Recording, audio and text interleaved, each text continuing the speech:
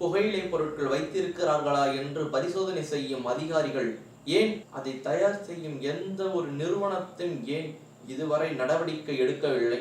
அரசிடம் அனுமதி பெற்று ஒருவன் காய்ச்சினான் என்றால் அது நல்ல சாராயம், அரசின் அனுமதி பெறாமல் ஒருத்தன் காய்ச்சினான் என்றால் அது கள்ள சாராயம். அவ்வளவுதான் வித்தியாசம். கள்ளச்சாராயம் குடித்தால் உயிர் போய்விடும், கள்ளச்சாராயம் குடித்தால் குடும்பம் கெட்டு போய்விடும். ஆனால் இந்த நல்ல சாராயத்தை குடித்தால் குடும்பம் வளர்ச்சி பாதையிலா செல்கிறது. எத்தனையோ குடும்பங்களில் இளம் விதவைகள் இருக்கிறார்கள். காரணம் இந்த மது. இதை ஏன் எந்த அரசும் ஒழிக்க மறுக்கிறது? பள்ளி செல்லும் சிறார்களிடம் ஆரம்பித்து இன்று வயோதிகர் வரை போதைப் பொருள் புழக்கத்தில் இருக்கிறது. ஊருக்குள்ள பொதுவா ஒவ்வொரு மளிகை கடையிலையும் போதைப் பொருட்கள், புகையிலை பொருட்கள் வைத்திருக்கிறார்களா என்று பரிசோதனை செய்யும் அதிகாரிகள் ஏன் அதை தயார் செய்யும் எந்த ஒரு நிறுவனத்தையும் ஏன் இதுவரை நடவடிக்கை எடுக்கவில்லை? இது குற்றம் செய்பவர்களை தடுக்காமல் குற்றம் செய்ய தூண்டிவிட்டு அவர்களை தண்டிக்கப்படுவது. ஒரு பொருளை ஒரு இடத்தில் இருந்து எளிதாக ஒரு இடத்திற்கு கொண்டு செல்கிறார்கள். புகையிலை பொருட்கள் இல்லாத கடைகள் எங்குமே கிடையாது என்ற எண்ணம் தான் இருக்கிறது. ஒரு காலத்தில் படிக்காதவன் ஊரில் நடக்கும் சண்டைகளில் யாராவது ஒருவர் தவறாக பேசினால் என்றாலோ அவர்கள் மீது நடவடிக்கை எடுக்க காவல்துறை விரைகின்றது. ஆனால் திரைப்படங்களில் எத்தனை வசனங்கள் வைத்தாலும் அதை தணிக்கைத்துறை முதற்கொண்டு கைதட்டி சிரித்து அதற்கு அனுமதி அளிக்கிறது. ஏன்? இதுதான் நாகரிகம் வளர்ச்சி அடைவதா? போதை மயக்கத்தில் சின்ன சிறு பிள்ளைகளை பாலியல் துன்புறுத்தல் செய்கின்றார்களே, அவர்களை ஏன் அரசு தண்டிக்க மறுக்கிறது?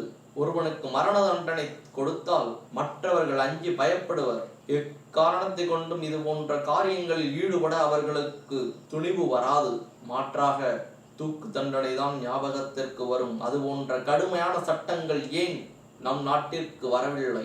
ஏனென்றால் இங்கு ஊழல் செய்பவர்கள், அடுத்தவன் சொத்தினை அபகரிப்பவர்கள், அரசு பதவிகளில் இருந்து கொண்டு அதிகாரத்தை தவறாக பயன்படுத்துபவர்கள் அதிகம்.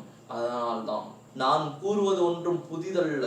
தினந்தோறும் பத்திரிகைகளிலும் ஊடகங்களிலும் செய்திகள் வந்து கொண்டே இருக்கின்றது. ஒரு திரைப்படத்தில் ஆழ்வோர்கள் போடும் சட்டங்கள் யாவும் காசுள்ள பக்கம் பாயாதடா பாடலில் வரும். அதுதான் எல்லோருக்கும் ஞாபகத்திற்கு வரும். இது மட்டுமல்ல, ஆன்லைன் விளையாட்டுக்கள் ஊரில் திருவிழாக்களிலோ அல்லது உற்றார் உறவினர்கள் நிகழ்ச்சிகளிலோ சீட்டு விளையாடினால் தண்டனைக்குரியது. அவர்கள் தண்டிக்கப்படுகிறார்கள். ஆனால் அனைவரும் பயன்படுத்தும் கைபேசிகளில் இது எளிதாக உலா வருகின்றது. ஒரு விளம்பரத்தில் மே வீட்டுல இருக்கு, கீ வீட்டுல இருக்கு, எதிர் வீட்டுல இருக்கு, பக்கத்து வீட்டுல இருக்கு, உங்க வீட்டுல இல்லையா அப்படின்னு ஒரு விளம்பரம் ஒன்று வரும். அதுபோல அவன் இன்ஸ்டால் பண்ணியிருக்கான், இவன் இன்ஸ்டால் பண்ணியிருக்கான், உங்க போன்ல இன்ஸ்டால் பண்ணலையா? அவன் சம்பாதிக்கிறான், இவன் சம்பாதிக்கிறான். இதுல பெருமையாக நான் ஒரு உயரிய நிறுவனத்தில் பணிபுரிகிறேன் என்று கூறி பல விளம்பரங்கள், காசு கொடுத்தால் எது வென்றாலும் உண்ணலாம் என்பது போல இந்த விளம்பரங்கள் எல்லாம் வருகின்றது. காரணம் ஏன் இதை அரசு தடை செய்ய மறுக்கிறது? இதன் மூலம் அரசுக்கு எதுவும் ஆதாயம் கிடைக்கிறதா? ஊர்ல சீட்டு விளையாடுறது தவறு என்றால் இந்த மொபைல் வாயிலாக விளையாடுவதும் தவறுதானே? இதை அனைத்து ஊடகங்களிலும் இதை விளம்பரப்படுத்துகிறார்கள். ஆன்லைன் சூதாட்ட விளையாட்டுக்கள். இது ஆன்லைன் விளையாட்டல்ல, இது ஆன்லைன் சூதாட்டமே.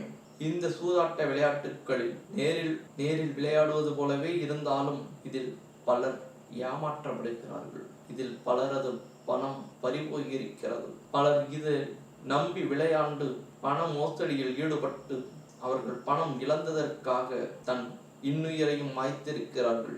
இதை தாண்டியும் இந்த விளையாட்டு இன்னும் நமது செயலிகளில் வளம் வந்து கொண்டே இருக்கிறது. அதை தடை செய்ய தகவல் தொழில்நுட்பம் வளரவில்லையா என்ற ஏக்கம் என்னுள் எழுகிறது. இந்த விளையாட்டுகள்ல விளையாட போறவங்க எதனால விளையாடுறாங்க? முக்கிய காரணம் விலைவாசி உயர்வு. சம்பளம் உயர மாட்டேங்கிறது. ஆனால் அன்றாடம் பயன்படுத்தப்படும் ஒவ்வொரு பொருட்களோட விலை நாளுக்கு நாள் உயர்ந்து கொண்டே போகிறது. இதை ஈடுகட்ட குறுக்கு வழியில் பணம் சம்பாதிப்பதுதான் என்ற எண்ணம் பலரது மனதிற்குள் எழுகின்றது.